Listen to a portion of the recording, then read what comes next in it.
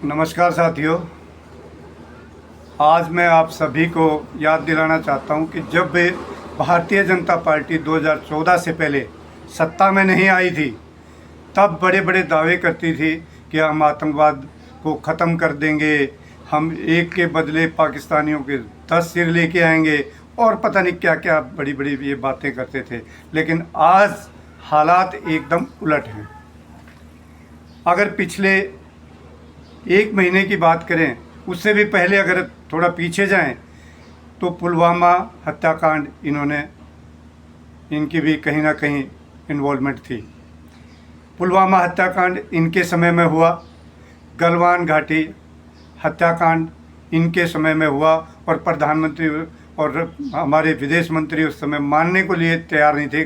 ना कोई आया है ना कोई गया है, इस तरह की फालतू की बातें करते रहे। लेकिन आज अगर ताज़ा बात करें, एक महीने के अंदर, पिछले एक महीने में 7 बड़ी आतंकवादी घटनाएं घटी हैं, जिनमें जैसे मोहम्मद एक प्रॉक्सी, अपना एक संगठन, एक जैसे मोहम्मद की ब्रांच है कोई, वो एक प्रॉक्सी वार छेड़े हुए है।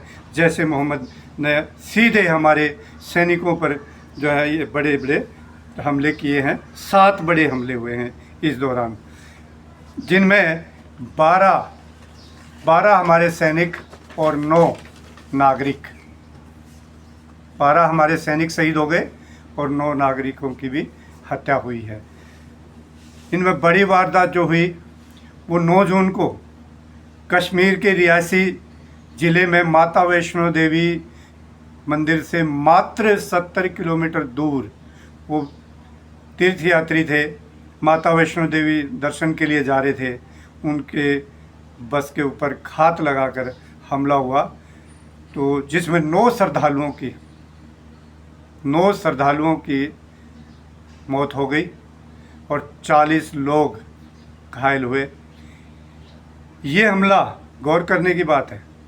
उधर श्रद्धालु मर रहे हैं आतंकवादियों की वजह से, उनकी गोलियों से, और इधर हमारे 56 इंची तीसरी बार उस समय प्रधानमंत्री पद की शपथ ले रहे थे। ये हमला उस दिन हुआ। तो अगला 8 जुलाई को बड़ा हमला हुआ। कठुआ में सेना की गाड़ी पर ग्रेनेड से घात लगाकर हमला किया गया, जिसमें सेना के 5 जवान शहीद हो गए। 16 जुलाई को कल ही डोडा में सेना पर हमला हुआ, बड़ा हमला हुआ। इसमें 1 कैप्टन, 3 सेना के जवान और 1 जम्मू कश्मीर पुलिस का जवान ये शहीद हो गए। लेकिन किसी को कोई चिंता नहीं है। और 7 जुलाई को राजौरी में ये भी बड़ा हमला था। इसमें 1 जवान, फौज की सेना की चौकी पर हमला किया गया था, उसमें 1 जवान शहीद हो गया। तो कुल मिलाकर इस एक महीने में हमारे 12 जवान शहीद हो गए और करीब 1 दर्जन से ज़्यादा नागरिक शहीद हो गए। काफ़ी लोग घायल हैं।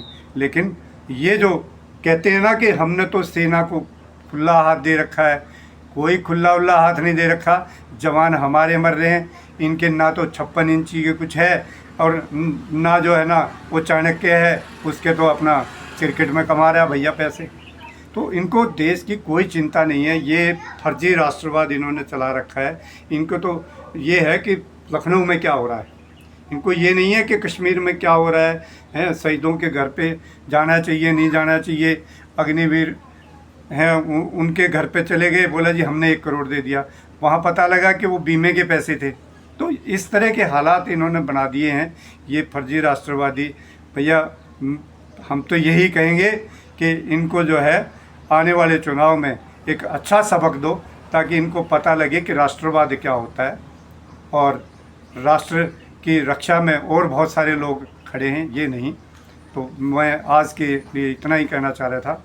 आप सभी ने मेरी बात ध्यान से सुनी। आप सभी का धन्यवाद।